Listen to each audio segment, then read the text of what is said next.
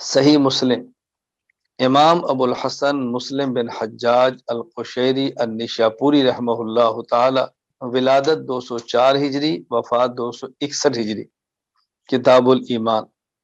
وبه قال حدثني ابو خیثمة زہیر بن حرب قال حدثنا وکی عن کہمس عن عبد اللہ بن بریدۃ عن یحیی بن یعمر تحویل۔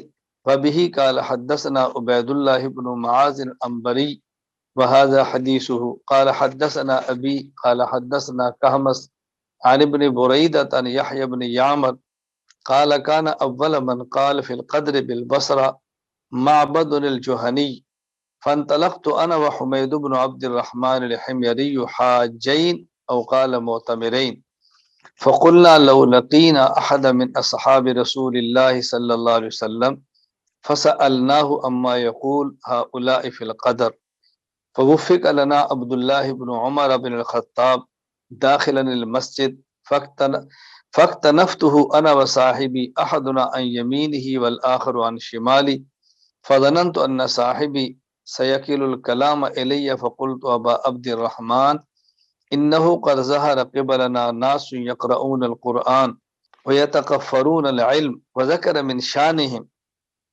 وانهم يزعمون الا قدر وان الامر انف قال فاذا لقيت اولئك فاخبرهم اني بريء منهم وانهم براء مني والذي يحلف به عبد الله بن عمر لو ان لاحدهم مثل احد ذهب فانفقه ما قبل الله منه حتى يؤمن بالقدر۔ یحییٰ بن یامر فرماتے ہیں کہ سب سے پہلا شخص جس نے بصرہ میں تقدیر کے بارے میں بات کی وہ معبد جوہنی تھا۔ ایک بار میں اور حمید بن عبد الرحمن حمیری حج یا عمرہ کے لیے کے ارادہ سے نکلے تو ہم نے کہا کاش ہماری ملاقات رسول اکرم صلی اللہ علیہ وسلم کے صحابہ میں سے کسی کے ساتھ ہو جائے، ہم ان سے تقدیر کے بارے میں ان لوگوں کی کہی ہوئی باتوں کے متعلق سوال کریں گے۔ اللہ تعالیٰ کے فضل سے ہم حضرت عبداللہ بن عمر بن خطاب رضی اللہ عنہما مسجد میں داخل ہوتے ہوئے مل گئے۔ میں اور میرے ساتھی نے ان کو درمیان میں لے لیا، ہم میں سے ایک ان کی دائیں جانب تھا اور دوسرا ان کی بائیں جانب۔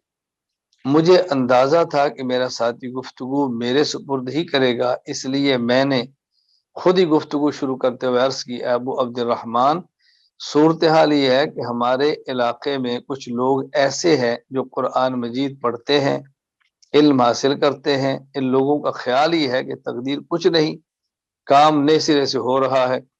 حضرت ابن عمر رضی اللہ عنہما نے فرمایا جب تمہاری ملاقات ان لوگوں سے ہو تو انہیں بتا دینا کہ میں ان سے بری ہوں اور وہ مجھ سے بری ہے۔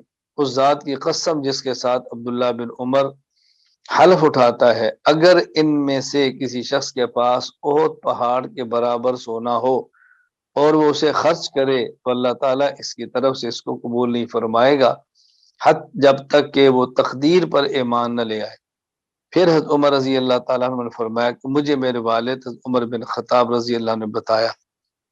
حضرت عبداللہ بن عمر نے آگے حدیث نقل کی جس کو کتاب الامان ایمان کی پہلی حدیث کے طور پر حضرت امام مسلم رحمہ اللہ تعالیٰ لائے ہیں۔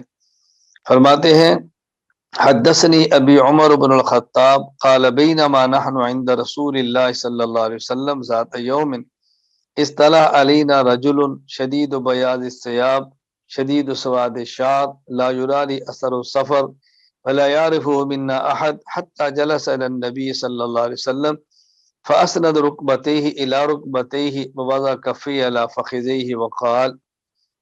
حضرت عمر بن خطاب رضی اللہ عنہ فرماتے ہیں کہ ہم رسول اکرم صلی اللہ علیہ وسلم کی خدمت میں تھے، اچانک ایک شخص آیا جس کے کپڑے نہایت سفید تھے اور اپنے بال اس کے نہایت سیاہ تھے، اس کے اوپر سفر کی کوئی علامت بھی نہیں تھی، ہم میں سے اس کو کوئی پہچانتا بھی نہیں تھا، یہاں تک کہ وہ نبی پاک صلی اللہ علیہ وسلم کے پاس بیٹھ گئے اور اپنے گھٹنے رسول اکرم صلی اللہ علیہ وسلم کے گھٹنوں کے ساتھ ملا دیے اور ہاتھوں کو رانوں پر رکھا اور پھر کہا یا محمد اخبرنی عن الاسلام فقال رسول اللہ صلی اللہ علیہ وسلم الاسلام ان تشهد ان لا الہ الا اللہ ان محمد رسول اللہ وتقیم الصلاة وتؤتی الزکاة وتصوم رمضان وتحج البیت ان استطعت الیہ سبیلا قال صدقت قال فعجبنا له يسأله ويصدقه۔ مجھے اے محمد صلی اللہ علیہ وسلم اسلام کے بارے میں بتائیں، اسلام کیا ہے؟ تو آپ نے فرمایا کہ زبان سے کلمہ پڑھو، لا الہ الا اللہ محمد الرسول اللہ۔ نمبر 2، نماز کی پابندی کرو۔ نمبر 3، زکوٰۃ ادا کرو۔ نمبر 4، روزہ رکھو۔ نمبر 5، اگر استطاعت ہو تو بیت اللہ کا حج کرو۔ اس نے کہا بالکل آپ نے سچ فرمایا۔ حضرت عمر کہتا ہے میں بہت تعجب ہوا، سوال بھی کرتا ہے تصدیق بھی کرتا ہے۔ جب پوچھتا ہے تو معلوم ہوتا ہے کہ اس کو پتہ نہیں ہے، اور جب تصدیق کرتا ہے تو معلوم ہوتا ہے اس کو پتہ ہے۔ ہمیں تعجب ہوتا ہے یہ بندہ کون ہے؟ قال فأخبرني عن الإيمان قال أن تؤمن بالله وملائكته وكتبه ورسله واليوم الآخر وتؤمن بالقدر خيره وشره قال صدقت۔ پھر انہوں نے سوال کیا کہ آپ مجھے بتائیں کہ ایمان کیا ہے؟ تو آپ صلی اللہ علیہ وسلم نے ارشاد فرمایا اللہ کو مانو، اللہ کے فرشتوں کو مانو، ان کی آسمانی کتابوں کو مانو، سارے رسولوں کو مانو، قیامت کے دن کو مانو، اور تقدیر خیر اور تقدیر شر کو مانو۔ اس نے کہا جی آپ نے سچ فرمایا۔ قال فأخبرني عن الإحسان قال أن تعبد الله كأنك تراه فإن لم تكن تراه فإنه يراك۔ پھر پوچھا یا رسول اللہ احسان کیا ہے؟ آپ نے فرمایا اللہ کی عبادت ایسے کرو گویا اس کو دیکھ رہے ہو، اگر یوں نہیں کر سکتے تو اس طرح عبادت کرو کہ اللہ تمہیں دیکھ رہا ہے۔ قال فأخبرني عن الساعة قال ما المسؤول عنها بأعلم من السائل۔ پھر پوچھا یا رسول اللہ مجھے کچھ قیامت کے بارے میں آپ بتائیں، قیامت کب آئے گی؟ آپ نے فرمایا کہ اس کا تمہیں بھی علم نہیں، اس کا مجھے بھی علم نہیں۔ قال فأخبرني عن اماراتها، کہ یا رسول اللہ کوئی قیامت کی علامات بتا دیں۔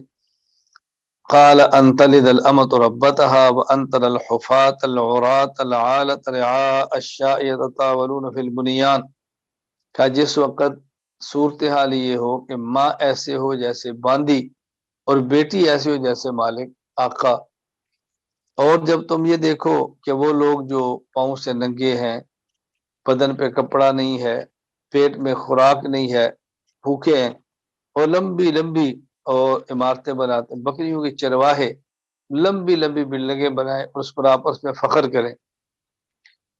قال ثم انطلق فلبثت مليا، کیا وہ چلے گئے، تھوڑی دیر میں رکا تو آپ صلی اللہ علیہ وسلم نے فرمایا یا عمر اتدری من السائل، عمر جانتے ہو سائل کون تھا؟ میں نے کہا اللہ و رسول عالم، اللہ اور اس کے رسول زیادہ جانتے ہیں۔ قال فإن جبریل اتاکم یعلمکم دینکم، یہ جبرائیل امین آئے تھے اور تمہیں تمہارا دین سکھانے کے لیے آئے تھے۔ حضرت امام مسلم رحمۃ اللہ علیہ اس حدیث کو لائے ہیں، حدیث جبرائیل۔ محدثین اس کو حدیث کا نام رکھتے ہیں ام السنہ، جس طرح سورۃ الفاتحہ کو ام القرآن کہتے ہیں تو اس حدیث کو ام السنہ کہتے ہیں، یعنی جس طرح قرآن کریم یہ پورے قرآن کریم کا سورۃ الفاتحہ خلاصہ ہے، تو یہ حدیث گویا پوری احادیث کا اور پورے دین کا خلاصہ ہے، اس لیے ام السنہ اس کو کہا جاتا ہے۔ بنیادی بات اس میں یہ ہے کہ دین کن چیزوں کا نام ہے؟ اسلام 5 چیزوں کا نام، ایمان 6 چیزوں کا نام، اور آگے پھر احسان اخلاق کا تذکرہ کیا، یعنی یہ بتایا گیا کہ دین میں ایک عقائد ہیں، پھر اس کے بعد مسائل ہیں، اور پھر اخلاق۔ عقائد سے جہاں بحث اس کو علم العقائد کہتے ہیں، جہاں مسائل ہو وہاں علم الفقہ ہے، اور جہاں اخلاق ہو علم تصوف ہے۔ تو وہ شریعت میں علم الکلام علم العقائد بھی ہے، علم المسائل علم الفقہ بھی ہے، علم الاحسان علم التصوف بھی ہے۔ تو یہ بنیادی باتیں بتا دی گئی، اس لیے اس کا نام ام السنہ ہے۔ تو یہ چونکہ کتاب الایمان کی پہلی حدیث ہے، اور امام مسلم رحمۃ اللہ علیہ اس حدیث پاک کو لائے ہیں ایمان کو سمجھانے کے لیے۔ اس پر تفصیل کے ساتھ گفتگو میری کتاب دروس الحدیث کے اندر موجود ہے، آپ وہاں پڑھ لیں، اور انشاءاللہ العزیز یہ حدیث مبارک آپ کے سامنے کھل جائے گی۔ اللہ تعالی ہمیں ایمان بھی مضبوط عطا فرمائے، مسائل کا علم بھی عطا فرمائے، اللہ تعالی اخلاق بھی ہمارے درست فرما دے۔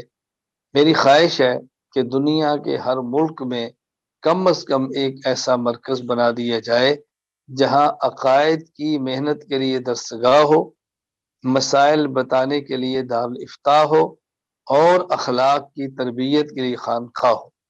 اللہ تعالیٰ ہمیں ایسے اسباب عطا فرمائے کہ ہم اس کو بنانے میں کامیاب ہوں۔